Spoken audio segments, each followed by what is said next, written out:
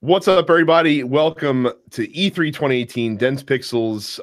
We are today talking about what we call the best of the rest, the other four major presentations that happened this weekend from EA, Bethesda, Ubisoft, and Square. I am joined by Micah. Hey. And yeah, lots to cover here. We're not going to run down the docket from top to bottom for each of these. We're just going to bounce around a little bit. But let's start with EA. The review, I didn't get to watch the EA conference live, and the feedback online was vehemently negative. Like, people were like, this was the worst conference I've ever seen. I'm just like, whoa, holy shit. Like, what the fuck happened at the EA conference?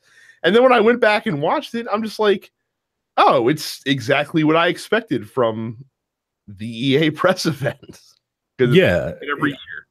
Yeah, if anything, it was them coming out with their hat in hand through half of it. Yes, no loot boxes was the theme of the show. In case you weren't clear, I feel like EA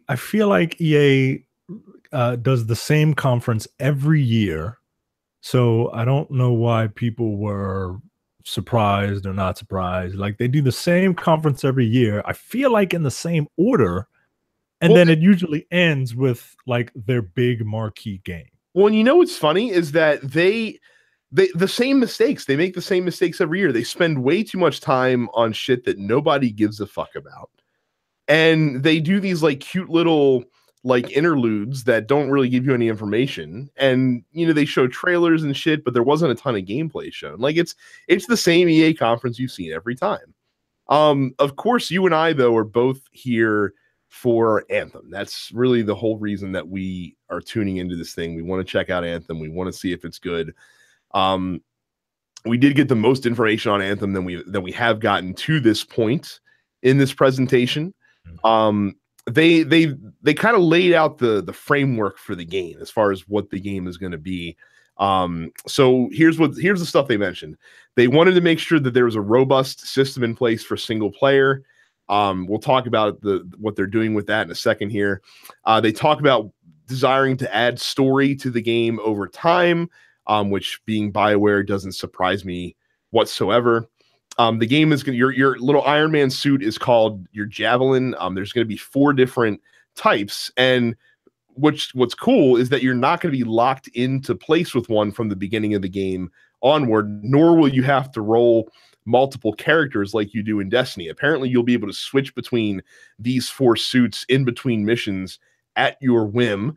They'll all have level ups and upgrades separate, and then your character will also level up independently of those, and they'll give you boosts and perks that will carry across no matter what Javelin you're using. So I think that's very cool. Kind of reminds me of what they did with Mass Effect Andromeda, being able to dump points into multiple classes and then change your loadouts on the fly. Yeah, this is a classic RPG job system, and it makes for interesting, versatile play, and I'm digging that. Sorry, go ahead.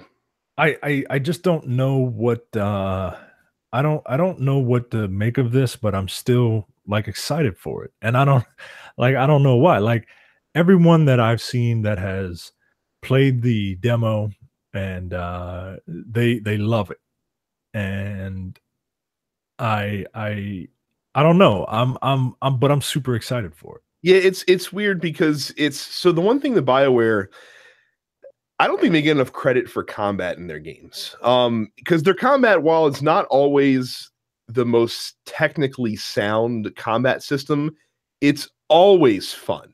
It's always fun. And it looks like that the combat in Anthem is going to be tremendously fun. You thought you could get vertical in Mass Effect Andromeda fighting people? You can fucking fly in your fucking jumpsuit and shoot guys from the air, or even if you just need to get out of the battle for a couple seconds, you just go whoop and kind of like heal up and rest and stuff like that. It opens up a world of possibilities. And the thing that I love is that they're designing the world around you to take advantage of this stuff as well. Lots of verticality in the different landscapes that they've shown so far. It looks very cool. Of course, the javelins are going to be super customizable as far as like colors and other like accoutrement. And again, the theme of the show: no loot boxes. There will be paid, though. There will be paid vanity items, but you're going to always know what you're buying. You're not going to have to pull a slot machine lever. I'm sure you'll be able to earn other stuff throughout the game. So again, they heard you guys from Battlefront 2, and they're making sure that they don't screw you there. So what's interesting, and this is where they talk about the balance between solo and cooperative. So apparently any mission in the game you can tackle by yourself if you want to, but it is harder to do because apparently each of the encounters in the game is designed specifically for multiple players. So if you want to go take it on your own, you can. But if not, you certainly have people that you can pair up with online, or you can of course go in with your friends. And then the solo space in the game, apparently like your hub world, like where you go between missions to rest up, that's going to be where most of the story takes place. And that you're going to be in a world by yourself there. That's going to be like your fucking Skyhold, or your Normandy. Is your little hub world between missions, where you'll get to interact with different characters and move the story along and kind of get some respite. And then when you go out into the world, that's when you're joining everybody else. It's almost kind of like the opposite of how most of these games do it. Usually it's the hub world that's uber populated, and then when you get out into the world, it's a little bit more scarcely populated. I'm curious as to how this is going to work. Part of me is a little skeptical of it. Part of me gets Titanfall vibes in terms of story, Titanfall 1 vibes in terms of story, but like in reverse, like how Titanfall's story all took place in multiplayer missions. Like the broken narrative is just kind of weird to me because I'm old and I don't like change, so I don't understand it. but I'm still excited for it. I'm still excited for this weird space game, like this weird Destiny Hunter monster, Titanfall game. Like I don't know, man. It's just got to be good. Like if it's good, they'll have me forever. I'm also curious about how people will get, like, you'll get paired up. Like if you are, like when you go out on these missions or whatever and you do them solo, is it like Monster Hunter where you can elect to just go solo, or do you queue up with random people and then go, or can random people just jump in and assist you? I think it's some combination of those things. Like I think it's one of those things where you can, like when you're out in the world, like if you have your, join settings set to like public, for example, and other players see you like going to enter an activity, like they can be, and they want to go to that activity, apparently they can join you. Oh, by the way, one thing that they are doing in this game that I really wish other games, cough, cough, Destiny, cough, cough, would figure out is all of your progress, no matter whose game you're in, will carry over onto your profile. Yeah. That's the one thing about Destiny that drives me fucking nuts, is that if you're not the fire team leader and you're doing story missions, doesn't count. Yeah. Toward your progress. But apparently in Anthem, it will. I don't know how they're going to make that work in the context of the story, but I also don't particularly care because that's a nice quality of life upgrade that they're going to get. Now, I will tell you, Micah, my only concern for this game right now is the release date. They announced the release date February 22nd, 2019, and that January to March block is looking awful fucking crowded right now. Yeah, I don't know when it started, but this is the new fall season. Just the winter season of next year. Like, I mean, it makes sense, right? People are, in the house, because it's cold out or whatever. But yeah, everybody's releasing in this first quarter time frame. I don't and I have to imagine a couple games are going to get out of the way. But they We'll talk about Division 2 a little bit later. But Division 2 looks like they're coming to play, and that game comes out about 3 weeks after this one does. Mm-hmm. So if they stumble out of the gate, that could mean very bad news for Anthem. I mean, if they don't build up enough, hype, that could be bad news. Like they don't even have to necessarily. The division can coast on name recognition. You know, people remember that game, and it wasn't a bad game. Well, and the bigger problem is I think they're going to be attracting similar audiences because they're both third-person shooters. Obviously, the gameplay is a little bit different, and BioWare is much more about narrative than Division is for sure.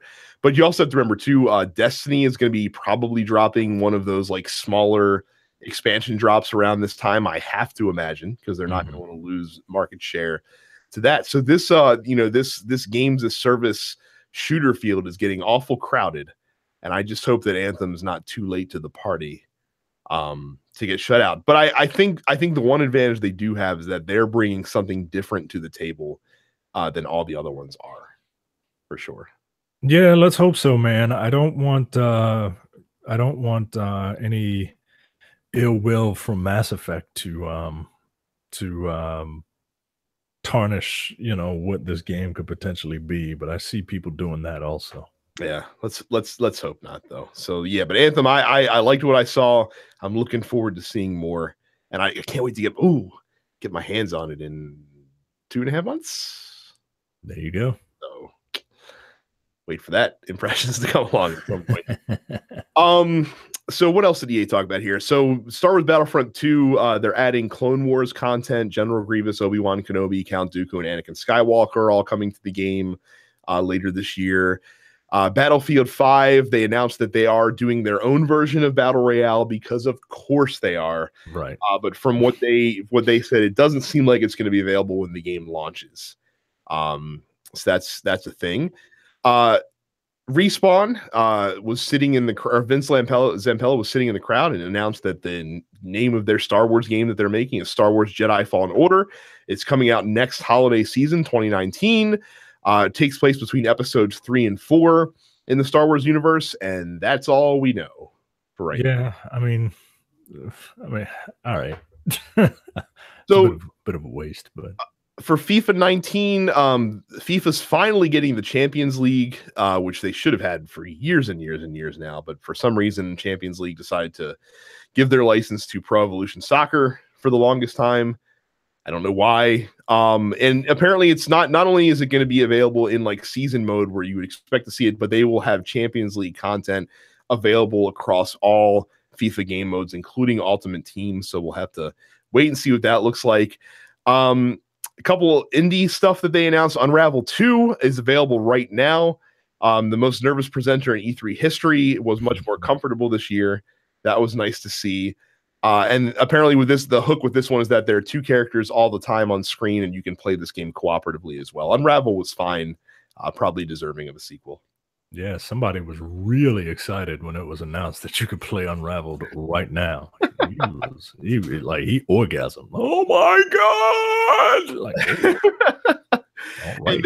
There's a new indie game that EA is working on. It's coming early next year called Sea of Solitude. That kind of looks into the feeling of loneliness in human beings. So that looks interesting. I think I would much rather watch someone play it than to play it myself. But yeah, I'm curious about that. So bizarrely, the thing they spent the most time on in this presentation, aside from Anthem, is Command and Conquer Rivals, a real-time strategy MOBA that's coming to mobile phones.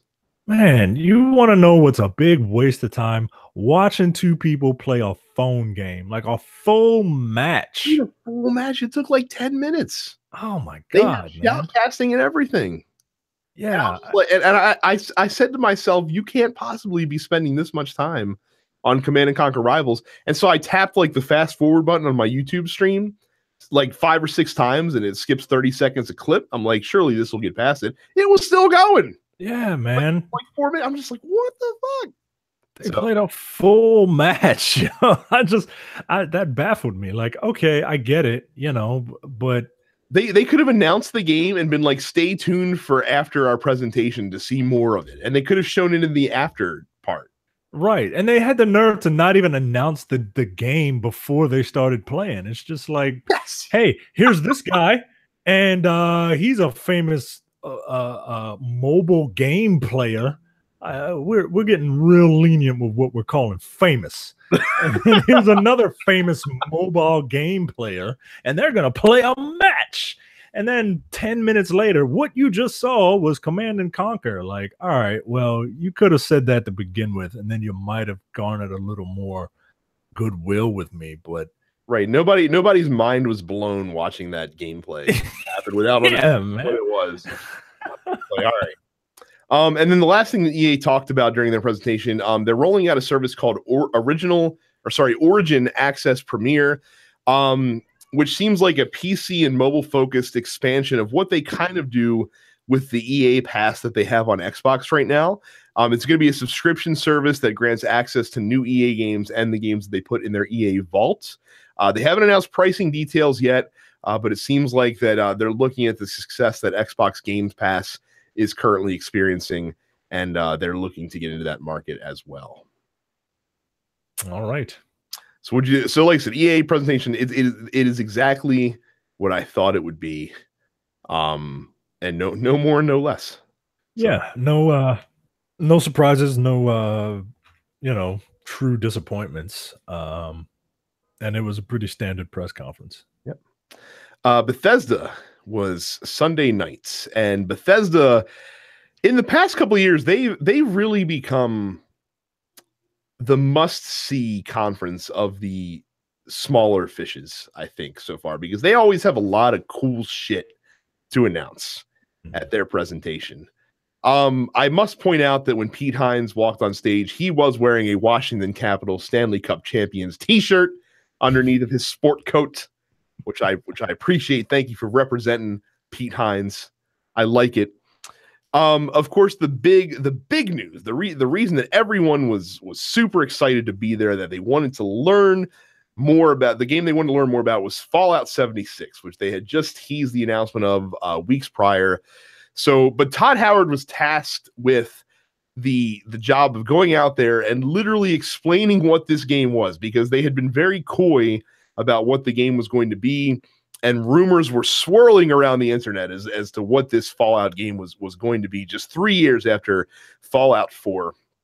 But we have our answer now. So we have this Fallout 76 is going to be an online connected universe survival style game in the Fallout universe. But it is still going to play like a traditional Fallout experience. Now, one thing that Todd Howard did make sure to say is in they're not going to have like servers. Like when you're in a Fallout world with people, you're going to be in the world with dozens of other players, not like hundreds and thousands of other players. So it's still going to feel intimate and small and still have that like sense of, of nuclear wasteland that Fallout is supposed to give.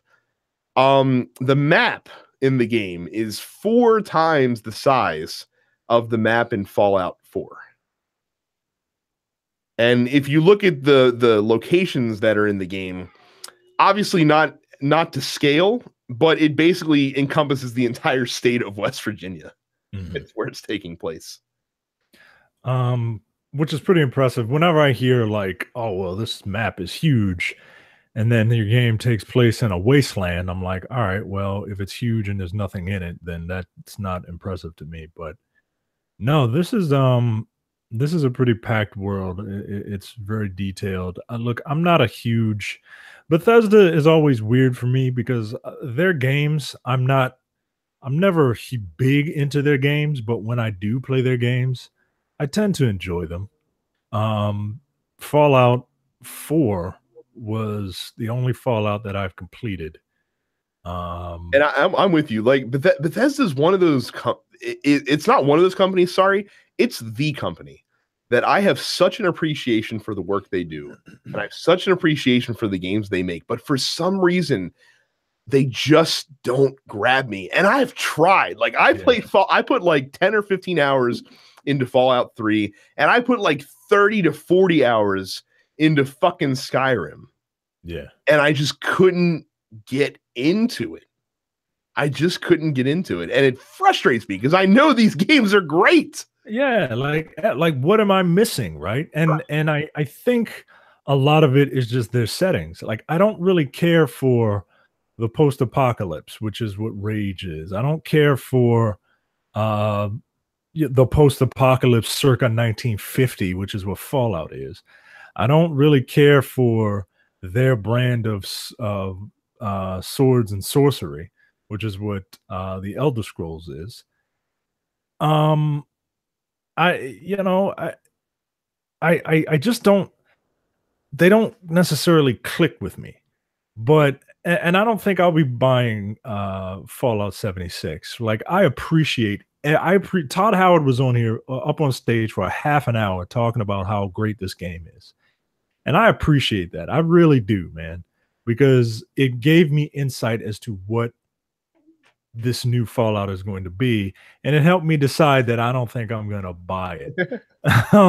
They talk about a lot of different gameplay elements. One of them that seems like a bad idea to me is sending nuclear strikes. Yeah, apparently you can get access to nuclear missile facilities and send nuclear strikes to locations on a whim. Now they did make it sound like that this is not going to be something that you'll be able to do with impunity. Like apparently you have to like scour the world for like fragments of the launch codes, and then you have to like put them all together. But yeah, you'll be able to send nukes out and vaporize areas of the world, and then mine those areas for rare resources. Can you do that to another, like another big thing about this game was the theme of rebuilding. Like apparently this happens not too long after North Korea bombs all of us, and this is they are one of the first people to come out after the nuclear fallout, and rebuilding is the thing. If this is going to have like multiplayer, are one of the 12 people in this, in my world, going to be able to send a nuclear strike at what I'm building? Because if that happens, I'm going to have to Jay and Silent Bob this shit and go to everybody's fucking house and whoop their ass. I can't imagine. That just doesn't seem fun to me. I don't know. Like I said, like the details, while there's details, it's still relatively scarce, and I don't think we're going to really know what that looks like until at least the beta starts happening and people get their hands all over it. I mean, to be fair, I have a lot of friends who are big into Fallout, and the reactions for this are all over the map for them. Some of them are like completely here for it and ready to rock and roll, and some of them are like, I don't like this at all. So yeah, I got a couple friends, and one of them is like, one of them said that he's just fallen out of love of Fallout, because ever since Bethesda took over, because it doesn't feel like the same Fallout. One guy thinks it's an MMO light, you know what I mean? And but other people are like, yo, fuck Fallout online with my friends, like they're all about it. So this is going to be a very, very interesting release for this game. I do, and one of my predictions is that I think people are going to be ultimately disappointed with this, but I would love to be proven wrong. We shall see. Rage 2, they finally unveiled a little bit more than they had before with just a teaser. Again, this game looks like Borderlands without the je ne sais quoi that makes Borderlands awesome. Yeah, this seems like a Bethesda version of Borderlands. You know what I mean? Like, and that is meant as a pejorative. Like, this feels like a try hard.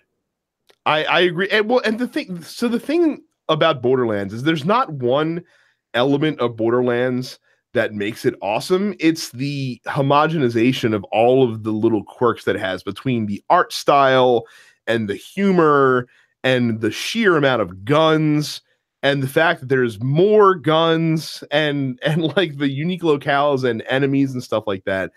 And Rage just doesn't appear to have all of that. This looks like the Fallout version of Doom, basically. That's what I felt like was watching this trailer.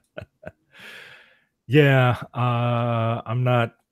And then the whole presentation was just weird. Like they had Andrew WK come out, and that is a big dude, by the way. And and then they had the two presenters come out, and then the two presenters just kind of stood there for 5 minutes. Like it was just, I don't know. It was very awkward. It didn't get me excited for this game, and I'm already not a huge fan of the post-apocalypse Mad Max type stuff. This feels like it's trying too hard to be Mad Max and Borderlands, and it's not funny like Borderlands, and it doesn't feel as cool as what I assume people like Mad Max for. So this is not for me. It's not for me either. I'm definitely not really into this at all. They did announce Doom Eternal. They only showed a teaser trailer for this. It's going to be debuting at QuakeCon in August, and I think it's coming out next year, if I'm not mistaken. So they promised more guns, more demons, more Doom, basically. Prey continues to get additional support after launch. They just added a new game plus and a survival mode, and now they're working on a 1v5 DLC where one human player will take on 5 other players controlling mimics, which are the creatures in the game that can transform into other things in the environment. Mm-hmm. So that's I like when games like that keep supporting like that. That reminds me, that feels a lot like the Dying Light thing, right? Where they keep just pumping out content. They're not charging you for any of it. Yeah. And it's good for the fans of that game, because apparently Prey has an amazing amount of replayability, which I did not realize would be the case, but it certainly does. You have some new Wolfenstein stuff coming. There's a new game coming out called Wolfenstein Youngblood. I would imagine that this is going to be of the same scale and size as the old Blood was when that was a sequel for Wolfenstein 1. That released. It's going to take place in the future, in the 80s, and it's going to focus on BJ's twin daughters, and it can be played cooperatively. They're doing a VR Wolfenstein experience that'll be called Cyber Pilots. Quake Champions is open for everybody to play this week, and you can stay in the free-to-play version if you check it out this week, so as you're listening to this. And then they had a lot of core Elder Scrolls announcements as well. So first of all, so I got to tell you, I am always appreciative of people. I said this before on the main podcast, and I continue to say it. I love when people can laugh at themselves and can be self-deprecating. And so first of all, Pete Hines came out, and when he talked about Rage, he talked about announced by our friends at Walmart Canada. Yeah. And then with Todd Howard, coming out, the first thing he talked about was, what are we gonna, we all know why you're here. You want to find out where we're gonna port Skyrim to next. And they had Keegan-Michael Key in a trailer, and apparently this thing exists now, by the way, Mike. I don't know if you saw that this is a thing you can get. It's Skyrim very special edition that you can use on your Amazon Echo. Apparently. Oh, that's funny. So again, I like when people can laugh at themselves. It's nice. A couple other Elder Scrolls things that are a couple other Bethesda things. So Elder Scrolls Blades is going to be a mobile Elder Scrolls game. Now, it is not a full Elder Scrolls game by any stretch of the imagination that I've heard from the previews, but it looks very, very polished. It looks, excuse me, it looks too good to be true. Right. Okay. That's a great way to put it, actually. It's coming to mobile devices. They're going to eventually port it to every platform that they can think of, including PS4, Xbox One, Switch, all this other stuff. And apparently your progress in the game and your account will sync across all of them. So no matter what platform you pick this game up on, you'll be able to carry the same save file, which sounds very cool. It's coming this fall, and it's going to be free. So much like Fallout Shelter, they're just like, we're going to make this fucking cool thing. Bam! Here you go. We will count on you giving us money for this thing. Yeah, the last time a game that looked like this was released on mobile, it was what was that game that used Unreal for the Oh, phone? Infinity. Yeah, yeah, I think it's Infinity Blade or something like that. Um, which it looked pretty, but there wasn't much substance to it. It was just delete, delete, delete, delete, delete. You know what I mean? Like it was just a swiping game. This appears to be a little more involved in that. Look, if I'm not poo-pooing this, I just need to see it in action. I need to see them pull this off. Are And you gonna check it out when it releases? look, it's free. I'll download it. I'll download it, and I probably won't put any money into it, but I'll download it. Like you said, I'll play it for 20 minutes, and then I'll be stranded without a phone. I'd have to imagine this thing's gonna feel like a fucking nuclear bomb going off in your hand as you're playing it on your phone. Yeah. Yeah. If it even plays on my phone, you might need an iPhone 10 to play it. So we'll see. And then they ended the presentation by teasing two games that everyone has been wondering about. The first one, the second one was actually the more obvious of the two. Elder Scrolls 6 is in development. It's coming whenever. But the other one, again, this is just a teaser. We don't know anything about the game other than its setting. But I think that this might be the Bethesda game that I, and also that you have been waiting for, Micah, and that is Starfield, which is basically going to be a Bethesda Studios style RPG in space. Yes, the setting immediately draws me to it, right? I just hope, like, sometimes these Bethesda games feel like a chore to play. And I really hope that they do something, and they all feel kind of samey. Like, they all feel kind of samey to me. Fallout and Elder Scrolls are the same game in just vastly different settings.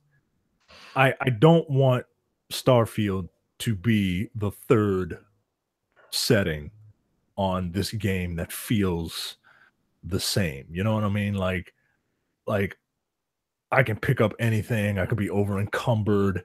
The combat is in first person or terrible third person and feels very, loose, like I'm swinging around a wiffle ball bat. You know what I mean? Or not piss poor, but like not accurate first person shooting. I don't know. I want this to be more than just space Fallout or space Elder Scrolls. I want this to be something different. Well, that's it for me. It does come down to the combat. I think the combat is the weakest link in all of their core RPGs, and I don't think they get enough criticism for that. I mean, for Christ's sake, and I know you don't want to criticize the shooting in Fallout, but the shooting in Fallout is so it's not good that they had to make a system that you could stop time and automatically target specific areas of an enemy's body, and then allow a cutscene to trigger that would shoot them for you. Right. Like that's not like a cool feature. Like nah, man. Like that is to compensate for a poor shooting mechanic. Like, people get on Mass Effect for having not so good shooting mechanics. Yo, play any Fallout. Play any Fallout. I just I don't know. And that's the thing, right? I enjoyed this presentation. Like, I really did. I would probably only play that Wolfenstein game. And Starfield, I'm incredibly curious about. But I don't know, man. Bethesda's just weird to me. But also, who knows when Starfield is coming? Because, like I said, I'd be shocked if it came out next year, not having shown anything but a teaser. Yeah, this thing ain't coming out no time soon. But then again, if there's one company that is able to surprise the fuck out of people, it's Bethesda. Because we didn't know shit about this Fallout game until 2 weeks ago, and it's coming out in November. So, yeah, you never know. You never know. We will jump next to Square, who made a very cool iMovie presentation for everybody at E3. Look, man, I get why they did this. The last time that they did an E3 press event, it presented like a corporate press event and was very boring and had a lot of people that were not should not have been speaking in public doing the presentation. So I understand why they went the Nintendo Direct route and just did a prepackaged video presentation. But this was boring. This was fucking boring. I need this needed somebody to come out and talk about some of these fucking games. Yeah. I mean, they had my attention with Keith David, right? Because you put Keith David in anything and I'm listening, right? But like Todd Howard spent more time talking about Fallout than Square did in this presentation. Oh yeah, and right you are. It lasted less than 30 minutes. Yeah. And the worst part about it, the biggest sin that they made, the reason that everybody came to watch this fucking thing was for Kingdom Hearts 3, and they showed a trailer that was 95% the same as the one that they showed during the Microsoft press briefing presentation. Yeah, somebody told me it was different, and I didn't believe them. I had to go watch it again. And you see like one little, snippet of Ratatouille World or whatever, and then that was it. Or something like that. And I was just like, wow, man, like this, I was incredibly disappointed in it. This was a waste. This was an incomplete. It was. I mean, it really was. Like I said, it was pointless considering they showed a better trailer during fucking Sony's press event. Like 6 hours later. Like, what the fuck are you thinking, Square? I mean, of course, the best thing they showed off was the gameplay look that they gave us to Shadow of the Tomb Raider, aka the latest Batman game, because Lara Croft is a murder machine. Now. Yeah, man. She's come a long way from being tied up and falling on that piece of rebar after setting herself on fire to turning into the Predator. Right. They're I mean, the previous two games definitely had some stealth mechanics. They are really leaning in to the fucking stealth in Shadow of the Tomb Raider for sure. Yeah. Yeah. I mean, the section they showed off could like if you would put Batman in there, I would have believed it was like one of the Predator rooms in a Batman game. Yeah, you could have put Dutch in there and and I'd have believed it. I like this game series though. I think it's fun. The protagonist is, while completely unbelievable, it is no different than any other. It's no different than Nathan Drake. Oh, hey, I'm a happy-go-lucky guy you want to hang out with. Pop, pop, pop, pop, pop. Like, okay, he's a murder machine too. He just does it with guns. Laura, she'll use anything. Yeah, but the difference with Uncharted is that the story in those games is very with a wink and a nod. It's very lighthearted, very Indiana Jones-esque. That's the one thing about this series is it takes itself incredibly seriously, even with its fantastical elements. You know what I mean? Right. Like Uncharted 2 knew that it had big blue guys at the end of it. Like, whatever. Let's have some fun. So that, like I said, that was the most impressive thing it showed. Allow us to treat the other trailers in this conference with the same level of care and deference that Square did. They showed trailers for The Awesome Adventures of Captain Spirit, Dragon Quest XI, Babylon's Fall, which is a new game, Octopath Traveler, Just Cause 4, a new game called The Quiet Man, and there's going to be a Monster Hunter Final Fantasy crossover this summer. That was the Square presentation. I have nothing to say about these other things that were in it, because you know why? All they showed was fucking trailers. Trailer. Quiet Man, what's this? A new game? Let's show a teaser. What do you want to say? We'll tell you later. Like Just Cause 4. We already told you at the Microsoft event. We don't need to worry about this. Octopath Traveler, Nintendo will get that shit tomorrow, but here's a small trailer for you now. Babylon's Fall. Whoa, Platinum Games making a new game for PS4 and PC. Let's show a teaser trailer. What's it about? We'll tell you later. Dragon Quest XI. It looks like Dragon Quest game. Better voice acting than Kingdom Hearts, but yeah, you know what you're getting. Dragon Quest. also mentioned Cat the Spirit. Well, you know, we talked about this during the Microsoft presentation. By the way, it's going to tie into Life is Strange 2. It's free to play. It's one episode. Woo! It's going to be fun. All right, cool, guys. See you later. Square out. Like the whole the Quiet Man really got on my nerves. It really pissed me off. Right? Because it's just like, here's this character, and I think he might be deaf. I don't know. Pretty sure he is. I think. I don't know. And here's this deaf guy kicking ass. Like, oh, okay. Like, what is this? All right, more in August. Not next month. More in 2 months. Right. Fuck you, yo. We know you're going to be the edge of our seat based on this tiny sliver that started as a live action trailer, but then seamlessly morphed into a video game trailer. Right. All right, yo. We have your curiosity. Then we'll get your attention. Nobody will remember this game. Yes, where Micah's grade is the right grade and incomplete for Square during this presentation. Why did you even come? And dude, there were people putting this presentation over the EA presentation. Yo, I'm gonna need people to calm down, guys. EA is not worse than Bank of America, and the Square presentation was not better than the EA presentation. Absolutely. It just wasn't. Absolutely. Fucking Square. Arguably the best presentation. Now, in terms of what I expect an E3 conference to be, the Ubisoft conference was it. They had the perfect balance of showing gameplay and having someone who was competent come out on the stage and talk about their game. And it never felt long. It never felt like they were dragging out a game longer than it should have.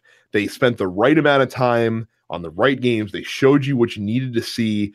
This was my best conference of the weekend, not necessarily because I'm like head over heels for anything that's in there, but because I think they did the best job of presenting it to everybody. For sure. Look, they got the dumb bullshit out of the way up front. Fucking let's have the fucking psychedelic marching band march in with their fucking crazy, fucking Misfits outfits and talk about Just Dance 2019 at the front of the show, so that I don't have to be bombarded with that shit later. I don't have to be looking over my shoulder. Where's Usher? Is he coming? Right. This look, whether or not you like these games, this presentation, like you said, did everything right. They got the developers out there to talk about their games, and when the developers come out and talk about their games, they are enthusiastic about it, and they paint a picture and they get you hype. And they were all competent. They had celebrity, and the celebrities weren't like grating or annoying. There was no celebrity host, trying to be funny, but they aren't like uber nerds. Like, these are uber nerds coming to these things, so your sarcastic jokes will fall on deaf ears, especially if you're making fun of them, Joel McHale. And it was the right amount of time, and they ended on something that I personally am excited for. I know many people aren't. This was what Vince McMahon wishes WrestleMania could be. Like, an interesting it had things that people wanted. Some people liked it, some people didn't, but it had star power. It was the right length, and everything in it was competent. Well, and here's what's funny about the star power thing. I didn't realize it, but yes, they did have it. But I didn't notice it because the stars they had, Joseph Gordon-Levitt and Elijah Wood, in two separate segments, they had a reason. Yes. And Shigeru Miyamoto, for that matter, as well. Yes. They had a reason to be there. Yep. That made sense. Yep. So that's what you got to do. They didn't bring these guys in for the sake of bringing them in just so that, maybe Hollywood will talk about our presentation the next day. We bring back Hollywood. No, they don't fucking give a shit. But Joseph Gordon-Levitt had a reason to be there, and Elijah Wood had a reason to be there. And Miyamoto had a reason to wander in off the street and at an Ubisoft conference and then get assaulted by short John Lithgow. I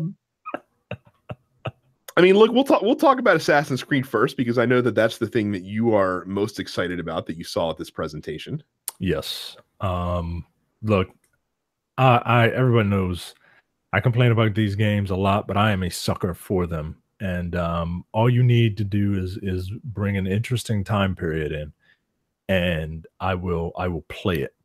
And they've been, at least for the majority of the main console games, they've been doing interesting time periods. I know everybody wants, feudal Japan and all that. You're gonna get all the feudal Japan you want in the next 18 months. It's as if every other game studio on the planet like heard the cries for Assassin's Creed feudal Japan. They're like, wow, this is a missed opportunity. We can really take advantage of it. But then everyone decided to do one at the same time. Right. Jesus Christ, man. Contrary to what people may think, this game was in development for 3 years. It was in development alongside Origins. People think that, oh, well, they just took Origins, like myself included, just took Origins and put a new skin of paint on it. No, apparently this game was in development for 3 years. I like the setting. I like ancient Greece. If they do what they did with Assassin's Creed Origins, I will participate in all the events. Like in Assassin's Creed Origins, they had you fighting Egyptian gods. I can only imagine that they would do the same thing with the Greek pantheon, seeing as how they are incredibly well known. They should make an entire game series about that. Yes, they should tackle that. I like to fight all the Greek gods.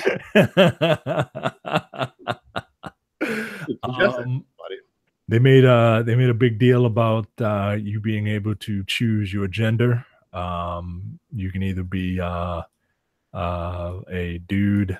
I was trying to find the names, but I can't find the names. I knew it started with an A. I don't remember. The woman's name is Cassandra, I think, right? Yeah, because and you know that because they were like, "Look, guys, we figured out how to animate a woman. It's a woman. We're gonna show you. The whole game is a woman, guys. We heard you. We heard you 3 years ago. We did it. Alexios. Okay, Alexios, or come on, hurry up and change the name." Yes, Cassandra with a K. I wasn't a big fan of Cassandra's voice acting. Yeah, to be perfectly honest with you. But good news, Micah. They're bringing I was gonna say BioWare style dialogue choices to the game, but that's a far flung compliment. They're bringing dialogue choices to the game. Yeah. They're probably mostly binary, but yeah, that's it. Not binary. Binary. Bio-dare. And I believe, those dialogue choices are basically like, will you help me on this quest? Yes, no. Like, all right, but we'll see. They say that the binary choices affect the story. So I'm very curious to see how that happens.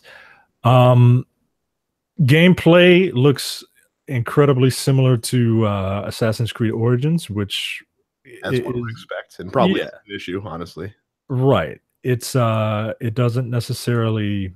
I don't necessarily find that to be a detriment. Look, I'm excited for it.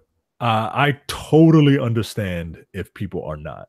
Like for this particular game, like Origins was a revamp of the series.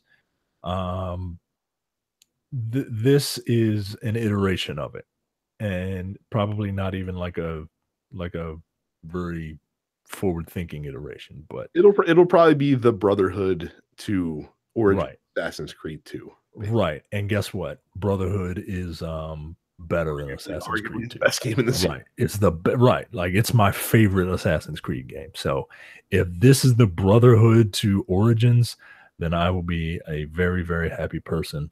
Boats notwithstanding. They can't get away from this damn boats. Fucking boat show. The game that I was the most excited about was the one that they showed second, and that was Beyond Good and Evil 2, a game that I did not play the first Beyond Good and Evil. It's always spoken about in reverential terms.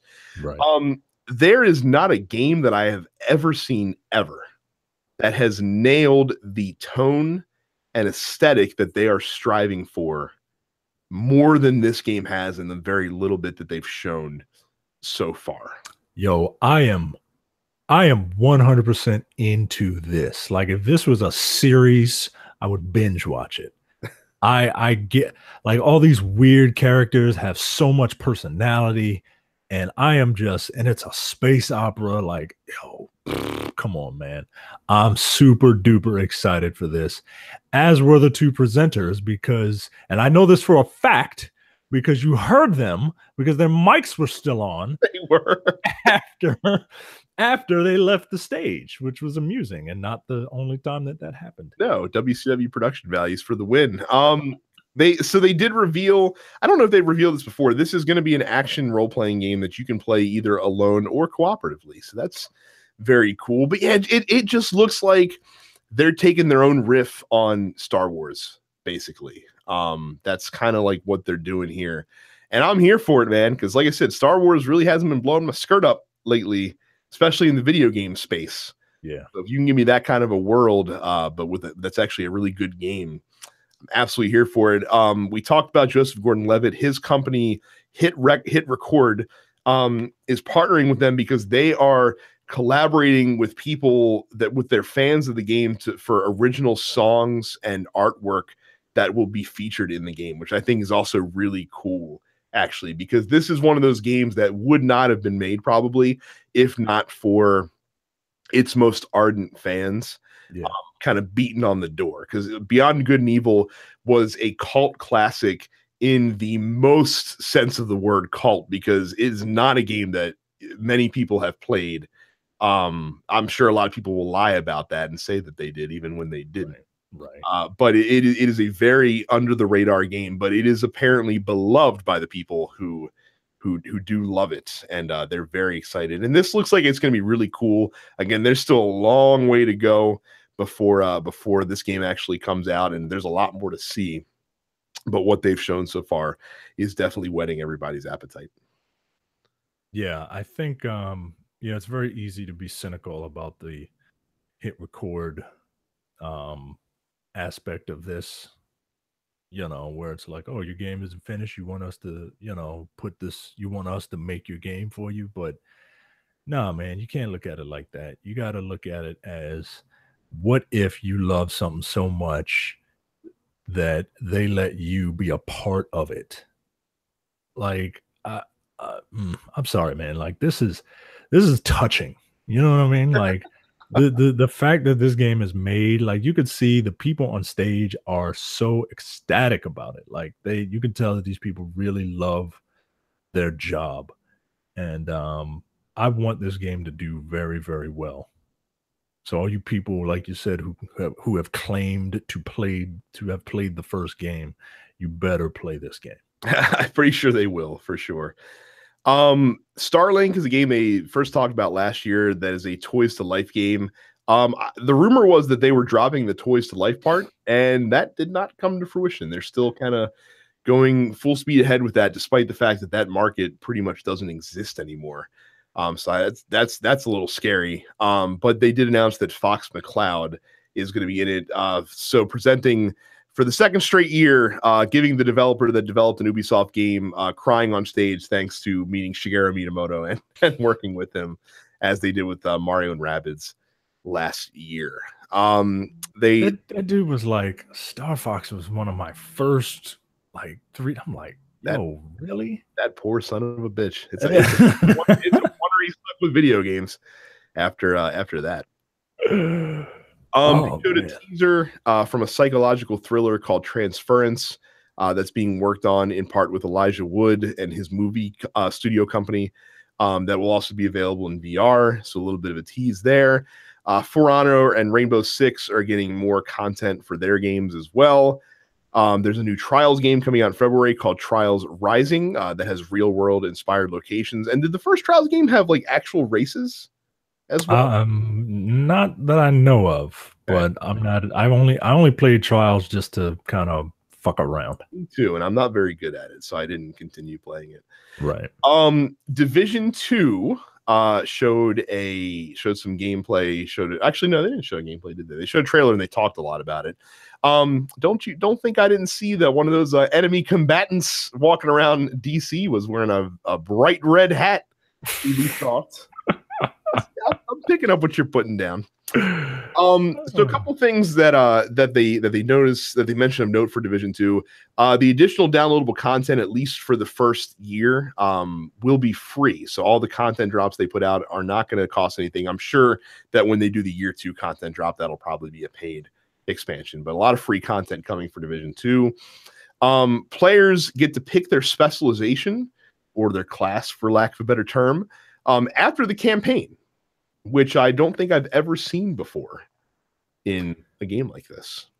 Yeah, I think I don't know, I think it's interesting. I think you can it gives you a reason to strive to keep playing, because now you can play in a different way. Or I can't remember. Did they say you can change classes or specializations at will, or are you stuck with your specialization? I think that you play the campaign, and I'm assuming during the campaign you'll get to kind of dabble in all 3 of them. And I think once you pick a specialization, I think at least on that character, that's it. Yeah, because they had multiple characters that you could roll. All right, yeah. I you know what? I'm not mad at that. You know, you pick something, you fumble around in the campaign to figure out what you like, and then you pick which one you want. Like I said, I thought it was an interesting way of doing it. And maybe some other games might try that as well in the future, especially if it works really well here. And the other thing they announced, now this one, I mean, you and I are Destiny fans, and Destiny fans that have not raided very much, because it's hard as fuck to find a team of 6 people to go in and do a raid with and ask for that kind of time commitment, especially on the fly. Tough to do. Mm-hmm. Well, Division 2 is going to have 8-player raids when that game comes out in March. I know the raiding community has to be excited for this, right? That's 2 more than that other game that we're copying. But yet still far less than World of Warcraft. Right. Look, the Division was I expect the Division 2 to be vastly superior than the Division 1. I think they might have learned everything that they need to learn, because from what I understand, the Division from launch to where it is now has vastly improved. And I expect this game to actually be really, really good. I don't know. I'm kind of debating as to whether or not I want to check it out. That plus, you know, it's set right in our backyard. Right. I'm surprised more games aren't set around DC. Part of me wants to check it out as well. And again, this looming on the horizon of Anthem means that Anthem better come out of the gate firing on all cylinders. Otherwise, they could lose some player base, because again, the Division gameplay looks solid. And like you said, they made a lot of improvements that their community really appreciated in the time since that game's released. So a lot of people are very excited about Division 2. Now, the last thing we'll talk about here is a game that I call the Brad Award winner for a game that intrigues me the most, but I know that if I play it, I will hate it. That is Skull and Bones. Yeah. The game that makes Sea of Thieves look like a child's toy, basically. I mean, it really does. It really does. I mean, like we thought that this would be like, I didn't realize that this was going to be so open world. As it is. This, and again, the game they announced today, the game takes place in a shared world that has evolving conditions that will change daily, that the entire community has to experience. And the customization in this game, as far as how you can outfit your ship, how you can approach attacking other ships, where you can go, being able to jump in and join your friends, and just filling out your crew is ridiculous. Ridiculous. You can customize every facet of your ship, basically. And the combat, like I said, I rail on the boat combat in Assassin's Creed all the time because it fucking sucks. But this game makes that shit look fun. It really did. I will take your word. I believe you that you look like that you think you will have fun playing this. No, I don't though. I know that I won't have fun playing it because I know that they're tricking me. They're making the game look really good, but I'm still going to get behind the controller and I'm still going to be like, man, this boat sure does steer like a big fucking boat that you can't turn around quickly. And man, it's really hard to fucking aim a gun when both of the targets are moving on a constant basis. Yeah, man. Why do I hate my life? So again, I'm not deluding myself into thinking that I'm going to love Skull and Bones because I'm pretty sure that I'm not. But the game looks very interesting. It took the mini game from Assassin's Creed 3 and they made a full-fledged game out of it. And if these boat games are your jam, this looks like you said, this looks like this is for you. This is the best pirate simulator that that will be on the market. I think. It does look interesting. It does. But not. It's just not for me. Like you said, I just never got the fascination of pirates and big boats, and I can't imagine that the combat is going to be fast paced or as frenetic or like, because I'm looking at it now and it's like, okay, now we got to turn around and then, you know, you make a pass and then, okay, now you got to turn around. Like, I don't know. That's why I hate fucking ship to ship combat, because like it feels like it's like a joust where like you run each other and fucking joust each other, and then like each guy on the opposite end, like, all right, whew, all right, let's go again, and then fucking run at him. Yeah, that's why I don't like the shit. So, but again, they made it look really cool. So I mean, the trailer did its job. They sold it to me, and I'm probably gonna end up checking it out and being like and playing it for like 30 minutes and be like, oh, that's right, ship combat sucks. Fuck you, boats and hoes. And then, you know, they do this one thing at the end where it's like, oh, now you got to take out these innocent people because you're a pirate. And oh no, but they're proving too much for you. But hark, what is that over there? It's your buddy. You can invite him to the group instantly, right? And then it's like, oh, okay, now you can gangbang this innocent boat, right? Like, oh, all right, yeah. But now turn on each other because you're all pirates. And like, nope, fuck you, I'm done. I can't play this game. I am one of the reasons why I don't look my age is because I tend to lead a stress-free life as much as possible, and the last thing I need to stress me out is a fucking boat game. That's what I'm going to refer to these now as, boat games. Boat simulators. Boat simulators. Asshole boat simulators. So look for boats and hoes coming to a game system near you in 2019. That's what I'm going to call it from now on. That's all I can think of when I fucking think of boats. But yes, that was Ubisoft. All in all, fine presentation, and that was our look at the best of the rest from E3 2018. So thank you guys very much for listening. If you have missed all of our other E3 coverage, we did presentations for Sony, we did it for Microsoft, we did it for Nintendo. So check your podcast feed or go to youtube.com/DensePixels because we did videos of those as well. There's an E3 2018 playlist. Get in there and check it out. We have one more episode coming to you. It's going to be later this week where we are going to talk about the other games that popped up during the week that didn't get stage time that we are most intrigued about that are coming out in the future from E3 2018. But that won't be till closer to the weekend. Enjoy watching the rest of E3, guys, and thank you very much for tuning in and listening or watching, and we will see you for the next one. See ya.